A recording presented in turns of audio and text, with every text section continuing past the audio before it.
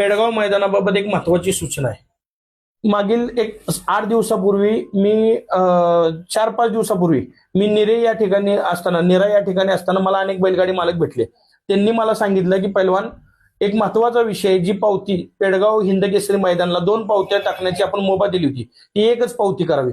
मी क्षणाचा विलंब न करता तिथून सुनील मोरेंना फोन करून दोन्ही बैल मालकांची मिळून एकच पावती करा असं सांगितलं. पण त्यात एक पेच प्रसंग निर्माण झाला. दुपारी मला सुनील मोरेंचा फोन आला होता. एखाद्या वेळेस असं होऊ शकतं की आपण पैरा केलाय, पावती टाकली, पण एखादा बैल आजारी पडू शकतो, एका बैलाला दुखापत होऊ शकते, किंवा काही ठिकाणी असं झालं की जो केलेला पैरा होता तो कॅन्सल झाला.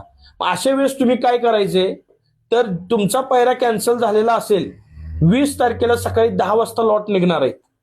20 तारखेला सकाळी 9 वाजेपर्यंत आपला जर पैरा कॅन्सल झाला, एखादा बैल आजारी पडला किंवा तुम्ही दुसरा बैलाचा अचानक पैरा केला, तर तुमचा जो पावती नंबर आहे जी नोंदवलेली आहे तो फोन करून आयोजन कमिटीला सांगायचा.